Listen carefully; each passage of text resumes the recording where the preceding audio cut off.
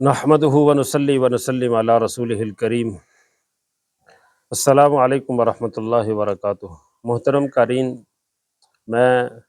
المجاہد قائدہ Nadira Islamic academy کی جانب سے وسیم اللہ مجاہد آپ کی خدمت میں حاضر ہوں۔ آج ہمارا نورانی قاعدہ کے مصنف قاری نور محمد صاحب رحمۃ اللہ تعالیٰ علیہ کے حالات زندگی کا دوسرا سبق ہے۔ ہم نے گزشتہ سبق کے اندر گزشتہ ویڈیو میں یہ بات عرض کی تھی کہ قاری نور محمد صاحب رحمۃ اللہ تعالیٰ علیہ 1856 میں لدھیانہ میں پیدا ہوئے اور ابتدائی تعلیم وہیں حاصل کی، اور لدھیانہ، کانپور، لکھنؤ، دہلی وغیرہ سے، اور قرآن و حدیث کی دینی اعلیٰ تعلیم کے لیے صحاستہ دور حدیث، حدیث اور تفسیر کی اعلیٰ تعلیم کے لیے آپ سہارنپور میں مدرسہ مظاہر العلوم میں تشریف لے گئے۔ وہاں آپ نے اپنی تعلیم کی تکمیل کی، اور تعلیمی کے دوران ہی شاہ عبد الرحیم سرساوی جو معروف مشہور بزرگ تھے ان سے بیعت ہو گئے، اور تعلیم کی تکمیل کے فوراً بعد ان کے جو پیر و مرشد تھے انہوں نے ان کو اپنے ہاں شعبہ حفظ قاعدہ ناظرہ قرآنی تعلیم کا نگران جو ہے وہ متعین کر دیا، اور ان کی وفات تک وہی کام کرتے رہے۔ وفات کے بعد پھر قاری نور محمد صاحب رحمۃ اللہ تعالیٰ علیہ تشریف لے گئے اپنے علاقے لدھیانہ میں۔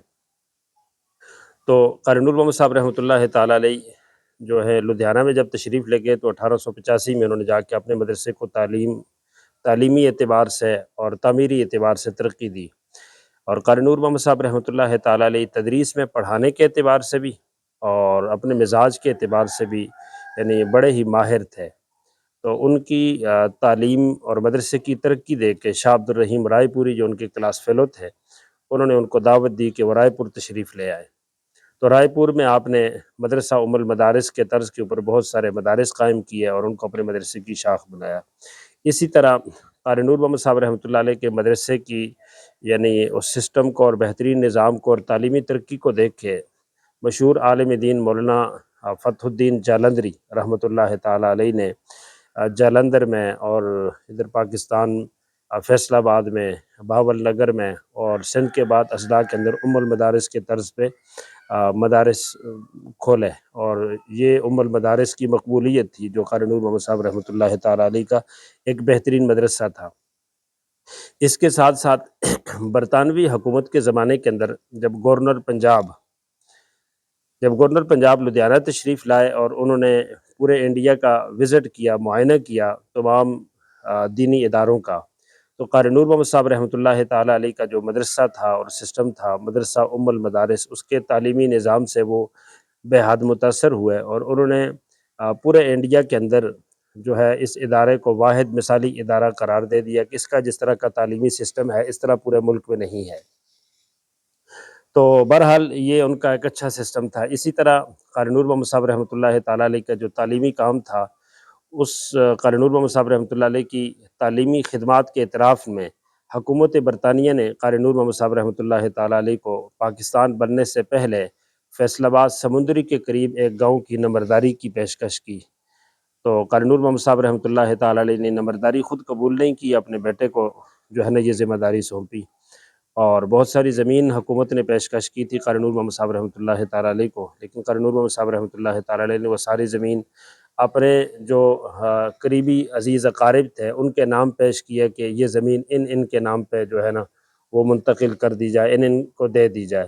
تو یوں وہ زمین ان کے عزیز و اقارب رشتہ داروں کو ملی۔ یہ حکومت برطانیہ نے قاری نور محمد صاحب رحمۃ اللہ تعالیٰ علیہ کی جو تعلیمی خدمات کے اعتراف میں یہ ان کو اعزاز دیا تھا۔ پھر قاری نور محمد صاحب رحمۃ اللہ تعالیٰ علیہ نے اپنا جو حصہ تھا سمندری میں لشارن کے قریب، اب نورا پورا گاؤں ہے، تو یہاں پر جو حصہ تھا وہ اپنے مدرسے ام المدارس کے لیے وقف کر دیا۔ تو اسی طرح یعنی ان کے مدارس کا ایک بہترین سسٹم تھا۔ مشہور عالم دین جو اپنے وقت میں دارالعلوم دیوبند کے مہتمم تھے مولانا اشرف علی تھانوی حکیم الامت رحمۃ اللہ تعالیٰ علیہ نے مدرسہ امداد العلوم مظفر نگر کے سالانہ جلسے سے خطاب کرتے ہوئے علماء سے یہ بات کہی تھی کہ مدارس و مساجد کے لوگ قاری نور محمد صاحب رحمۃ اللہ تعالیٰ علیہ کا جو طریقہ تعلیم ہے اس کو اپنائیں، اور اگر انہوں نے کہا تھا کہ اگر اساتذہ اس میں سستی کریں تو مدرسوں کے ذمہ دار اور مساجد کے ذمہ دار اپنے اساتذہ کو مجبور کریں، ان کے اوپر جو ہے نا انہیں مجبور کریں، ان پہ جبر کریں، اور انہیں لازمی قرار دے دیں کہ وہ قاری نور محمد صاحب رحمۃ اللہ تعالیٰ علیہ کے طریقہ تعلیم کے مطابق تعلیم دیں۔ اور پھر حضرت تھانوی رحمۃ اللہ تعالیٰ علیہ وہاں یہ فرمایا کہ قاری نور محمد صاحب رحمۃ اللہ تعالیٰ علیہ یہاں تشریف فرما ہوں گے، قاری صاحب خود آئیں اور اپنے طریقہ تعلیم کی وضاحت کریں۔ حضرت تھانوی جیسے محقق آدمی قاری نور محمد صاحب رحمۃ اللہ علیہ کے طریقہ تعلیم سے متاثر تھے، اور پھر چل پڑی حضرت تھانوی رحمۃ اللہ تعالیٰ علیہ اور قاری نور محمد صاحب رحمۃ اللہ علیہ کے تعلقات کی۔ تو اس سے یہ اندازہ ہوتا ہے کہ قاری نور محمد صاحب رحمۃ اللہ تعالیٰ علیہ اور قاری نور محمد صاحب رحمۃ اللہ تعالیٰ علیہ آپس میں ان کا اچھا تعارف تھا، آپس میں جان پہچان تھی اور آپس میں لگاؤ تھا۔ مولانا اشرف علی تھانوی رحمۃ اللہ علیہ فرماتے ہیں کہ جب میں بہشتی زیور کا مقدمہ لکھ رہا تھا، دیباچہ لکھ رہا تھا، تو میری نظر ایک رسالے پر پڑی۔ اس رسالے کا نام تھا نور علی نور۔ اس رسالے کے اندر ایک نظم ہے انسانی زیور کے نام سے، خواتین اور بچیوں کے لیے بڑی ہی خوبصورت نظم ہے، اسے دیکھنا چاہیے اور اپنے بچوں کو یاد کروانا چاہیے۔ حضرت تھانوی لکھتے ہیں کہ مجھے وہ نظم بڑی پسند آئی اور میں نے وہ نظم بہشتی زیور میں نقل کر دی۔ وہ نظم قاری نور محمد صاحب رحمۃ اللہ تعالیٰ علیہ کے رسالہ نور علی نور سے لی گئی تھی۔ اسی طرح قاری نور محمد صاحب رحمۃ اللہ تعالیٰ علیہ جہاں رائے پور میں حضرت رائے پوری کے ہاں قرآنی خدمات سر انجام دے رہے تھے، وہیں ساتھ ساتھ لدھیانہ کے اندر اپنے مدرسے کی جو محنت تھی وہ بھی جاری و ساری تھی۔ تو اپنے مدرسے کو انہوں نے کافی ترقی دی تھی۔ پہلے ان کا دینی سسٹم تھا، دینی سسٹم کے ساتھ ساتھ انہوں نے اسکول کا سسٹم کھولا، پرائمری تک، پھر مڈل تک، اور آگے وہ اس کو کالج تک لے کے جانا چاہتے تھے۔ اور ان کا نظریہ یہ تھا کہ دونوں تعلیم، دین دنیا کی دونوں تعلیم ہو، یکساں نصاب ہو، مشترکہ نصاب ہو اور مشترکہ طریقہ تعلیم ہو، اس کے اوپر وہ کام کر رہے تھے اور وہ اپنے مشن کے اندر کامیاب جا رہے تھے۔ تو انہوں نے لدھیانہ کے اندر جو اسکول کھولا تھا، اس اسکول کا نام تھا اسلامیہ ہائی اسکول۔ یہ اس وقت پورے ہندوستان کے اندر حقیقی معنوں میں یہ ایک ہی اسکول تھا جس کو اسلامی ہائی اسکول کہا جا سکتا تھا۔ اسی اسلامی ہائی اسکول کے اندر جو ہے رئیس الاحرار علامہ حبیب الرحمن لدھیانوی رحمۃ اللہ تعالیٰ علیہ نے بھی تعلیم پائی ہے،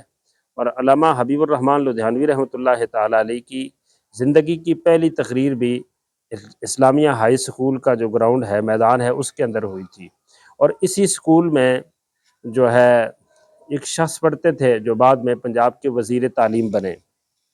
ان کا نام تھا سر عبدالقادر شیخ۔ یہ وزیر تعلیم بنے اور یہ پاکستان میں جو اردو انجمن وغیرہ تھی اس کے وہ بانی تھے، اس کے محسن تھے اور ان کے بڑوں میں سے تھے۔ سر عبدالقادر شیخ لدھیانوی جو تھے، یہ قاری نور محمد صاحب رحمۃ اللہ تعالیٰ علیہ کے اسلامیہ ہائی اسکول میں پڑھتے رہے ہیں۔ اور یہی سر عبدالقادر شیخ جو ہے یہ حکیم الامت علامہ اقبال رحمۃ اللہ تعالیٰ علیہ کے استاد ہیں اور علامہ اقبال ان کے شاگرد ہیں۔ تو گویا علامہ اقبال رحمۃ اللہ تعالیٰ علیہ کی تعلیم و تربیت میں قاری نور محمد صاحب رحمۃ اللہ تعالیٰ علیہ کا ہاتھ ہے، کہ علامہ اقبال کے جو استاد ہیں سر عبدالقادر شیخ، وہ قاری نور محمد صاحب رحمۃ اللہ تعالیٰ علیہ کے جو ہے شاگرد ہیں، ان کے اسکول میں پڑھے ہوئے ہیں۔ اسی طرح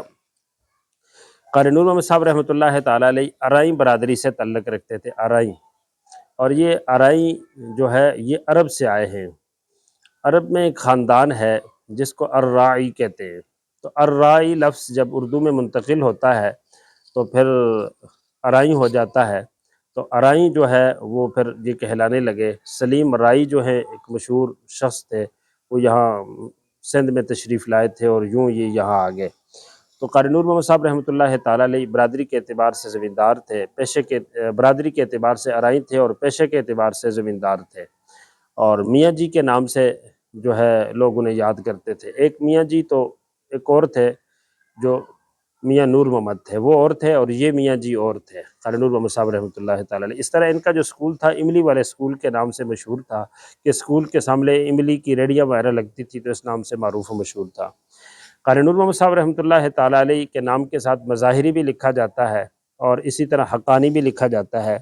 اسی طرح لدھیانوی بھی لکھا جاتا ہے، اسی طرح سرساوی بھی لکھا جاتا ہے۔ ان القابات کی وجوہات کیا ہیں؟ حقانی تو قاری نور محمد صاحب رحمۃ اللہ تعالیٰ علیہ نے اپنے نام کے ساتھ خود تخلص تھا، حقانی خود لکھا تھا۔ مظاہری اس لیے ان کے نام کے ساتھ لکھا جاتا ہے کہ وہ مدرسہ مظاہر علوم کے پڑھے ہوئے تھے، تو اپنے مدرسے کی طرف نسبت کرتے ہوئے ان کو مظاہری کہا جاتا ہے۔ سرساوی جو ان کو کہا جاتا ہے تو ان کے شیخ پیر و مرشد شاہ عبد الرحیم سرساوی جو تھے ان کی طرف نسبت ہے۔ اسی طرح قاری نور محمد صاحب رحمۃ اللہ تعالیٰ علیہ اپنے نام کے ساتھ عموماً تحریرات میں اللہ الصمد مولوی نور محمد یہ لکھتے تھے۔ یا بعض تحریرات سے پتہ چلتا ہے کہ قاری نور محمد صاحب رحمۃ اللہ تعالیٰ علیہ اپنے نام کے ساتھ المفتقر الی اللہ الصمد یہ لکھتے تھے، المفتقر الی اللہ الصمد مولوی نور محمد رحمۃ اللہ تعالیٰ علیہ۔ تو عرض یہ کر رہا تھا کہ قاری نور محمد صاحب رحمۃ اللہ تعالیٰ علیہ ایک نہایت صاف ستھرے آدمی اور حافظ، قاری، عالم اور دینی اعتبار سے یعنی ان کا قرآن کریم کا ایک بڑا ذوق، شوق، محبت اور لگن تھی، اور اس لگن ہی کا خلاصہ ہے کہ اللہ تعالیٰ نے ان کے نورانی قاعدے کو مقبولیت نصیب فرمائی۔ اب آگے یہ ہے کہ قاری نور محمد صاحب رحمۃ اللہ تعالیٰ علیہ نے جہاں مدرسے کو ترقی دی وہاں شاہ عبد الرحیم رحمۃ اللہ تعالیٰ علیہ کے ساتھ بھی خصوصی تعلق تھا، اور حضرت پاکستان تشریف لاتے تھے، سمندری میں تشریف لاتے تھے، جو گاؤں لشارن نورا پورا ان کو حکومت برطانیہ نے دیا تھا، جس کی نمبرداری ان کے بیٹے کے پاس تھی، گھوڑے پہ تشریف لاتے تھے، لیکن اپنی رہائش پاکستان بننے سے پہلے لدھیانہ میں تھی اور ان کا مدرسہ بھی لدھیانہ میں تھا، تو وہ لدھیانہ ہی میں رہے۔ تو اسی طرح قاری نور محمد صاحب رحمۃ اللہ علیہ کو قرآنی تعلیم کا بڑا ذوق، شوق اور محبت اور لگن تھی۔ انہوں نے اپنی زندگی اس کام کے اندر لگائی اور دن رات کر کے یعنی محنت کی، تو اللہ تعالیٰ نے ان کے اس کام کو قبولیت عطا فرمائی کہ آج نورانی قاعدہ پوری دنیا کے اندر پڑھایا جاتا ہے۔ تو اگر ہم یہ چاہتے ہیں کہ ہمارے اپنے بچے اور تمام مسلمانوں کے بچے اچھا قرآن پڑھیں اور اچھا قرآن سیکھیں، ہمارے بچے آسانی سے پڑھ لیں، تو ہمیں نورانی قاعدے کا انتخاب کرنا چاہیے، اور اس کے ساتھ ساتھ یہ کہ نورانی قاعدے کا معلم ایسا، استاد ایسا ہو کہ جو نورانی قاعدے کو سمجھ کے پڑھائے اور سمجھا کے سکھا کے پڑھا سکے، تاکہ بچے کے لیے قرآن کریم سیکھنا آسان ہو۔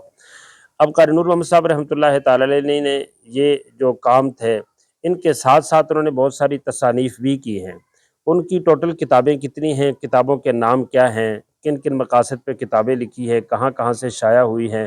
آج کون کون سی ملتی ہیں اور کہاں سے ملتی ہیں، کون کون سی نایاب ہو گئی ہیں، اس کی تفسیر انشاءاللہ العظیم اگلے سبق کے اندر۔ السلام علیکم ورحمۃ اللہ وبرکاتہ۔